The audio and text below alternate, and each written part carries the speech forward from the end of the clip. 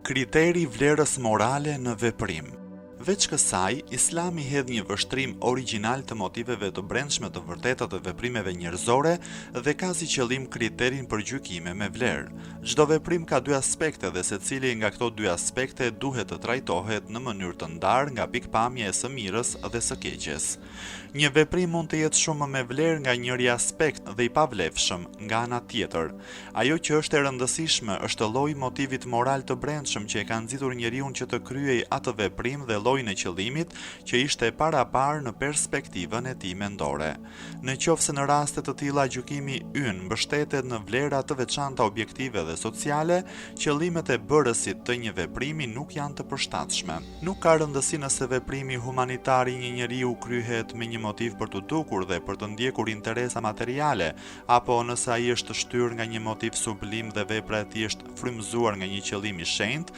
Prandaj nga këndvështrimi social, njeri i virtytshëm është një njeri që është i dobishëm për shoqërinë. Morali i individit dhe pjekuria shpirtërore e tij nuk janë të përshtatshme as motivi që e shtyn atë të kryejë veprimin e tij. Megjithatë, në një perspektivë hyjnore, dimensionet sasiore të veprimeve nuk janë të rëndësishme. Ajo që e bën një veprim të vlefshëm për të pranuar nga Zoti është cilësia e një veprimi dhe gjendja e brendshme shpirtërore e personit që kryen veprimin. Këtu, ajo që është me rëndësi është lloji i marrëdhënies që ekziston mes bërësit të veprimit dhe vetë veprimit, po ashtu edhe të qëllimit që e ka çuar atë drejt kryerjes së veprimit.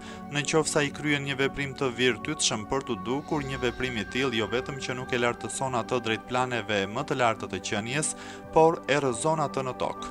Në mënyrë që të konsideroheni i drejtë, nuk është e mjaftueshme që veprimi të jetë i dobishëm për shoqërinë. Një veprim i dobishëm për shoqërinë është i nevojshëm nga pikpamja e rritjes dhe zhvillimit shpirtëror, kur ai merr një formë shpirtërore dhe angjëllore dhe shpirti ka përcen kufit e motiveve egoiste dhe të vetë karrierizmit, për të arritur kufit e pastërtisë së brendshme dhe të sinqeritetit. Kurani deklaron: megjithatë ata që janë urdhëruar vetëm që të adhuronin Allahun me përkushtim të sinqert. Sure 98 ajeti 5. I dërguari fisnik, paqja dhe bekimet e Allahut qofshin mbi të dhe mbi familjen e tij, ka thënë: vlera e veprave varet nga qëllimet e saj.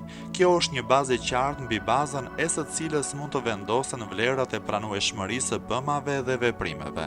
Faktori bazë që rezulton në ngritjen morale të njeriut dhe të madhështisë së veprave të tij, qëllimi i ndershëm dhe i shenjtë që merr parasysh dëshirat e Zotit. Dëshmia më e mirë e besimit të qëndrueshëm ndaj Zotit është karakteri moral dhe shpirtëror i qëllimeve të një personi dhe motiveve të tij. Në atë rast, veprimet e tij marrin një vlerë të veçantë dhe ai vjen që të marrë pjesë në mbështetjen e Zotit dhe të mirësisë së tij të pakufishme. Ky kriteri i qëndrueshëm dhe i vlefshëm nuk qëndron përtej sferës së sjelljes, aftësive njohëse, njohurive dhe të ndjenjave njerëzore. Njeriu, shpirti të cilit nuk është ndriçuar nga rrezet e madhështisë së Zotit dhe shpirti e zemra e të cilit është e zhveshur nga sinqeriteti dhe besimi, motivet që e drejtojnë atë janë ato që dalin nga dëshirat egoiste dhe nga dashuria për një emër të mirë që po zbehet. Detyrat që një person i tillë fillon dhe që i çon deri në fund, duke qenë se i mungon vërtetësia dhe natyra shpirtërore, realizohen, kështu që të tjerët mund ta respektojnë atë dhe ta konsiderojnë një njeri me vlera njerëzore.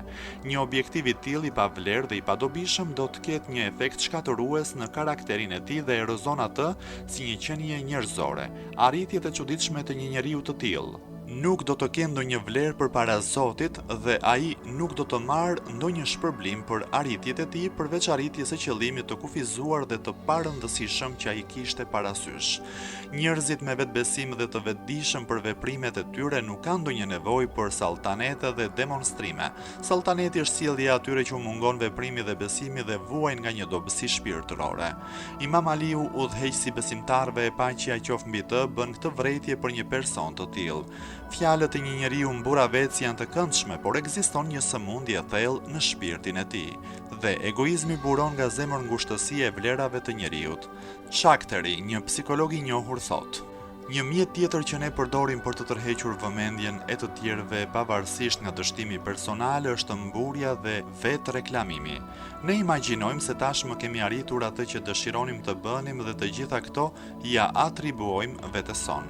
Në vend të suksesit që ne nuk mund të arrinim dhe të detyrave të rëndësishme që nuk mund të përmbushnim, ne kënaqeshim dhe mjaftoheshim duke biseduar për atë që ne kishim bërë dhe zmadhonim bëmat, pavarësisht sa të parëndësishme mund të kenë qenë ato. Njerëz të tillë janë kaq shumë të çorientuar nga mburjet e tyre dhe nga favorizimi vetvetes, saqë ata humbasin mundësinë për të bërë ndonjë arritje. Në qoftë se reklamimi i vetes i pajis ata me një lehtësim të përkohshëm nga mungesa e dhimbshme e suksesit dhe e mos vëmendjes së të tjerëve, përkohësisht këta mashtrojnë dëgjuesit e tyre, por gjë që nuk e zgjidh problemin e vërtet. Një njeri i cili mund të kryej punën në mënyrë korrekte dhe fiton zemrat e të tjerëve me sjelljen dhe fjalën e tij, nuk ka nevojë të mburet. Duke u përkushtuar veprimit dhe jo kotësisë dhe mburjeve, çdo ditë ai fiton më shumë shokë dhe arrin suksese më të mëdha.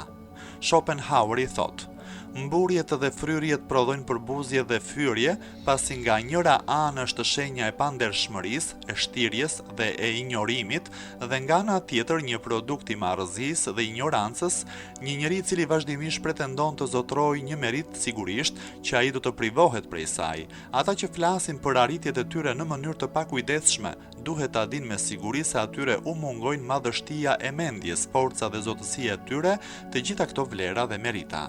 Përveç kësaj, nuk duhet haruar se mashtrimi dhe mburjet nuk mund të zgjasin gjatë dhe e vërteta do të zbulohet në fund, duke çuar në humbje të dinjitetit dhe të emrit të mirë.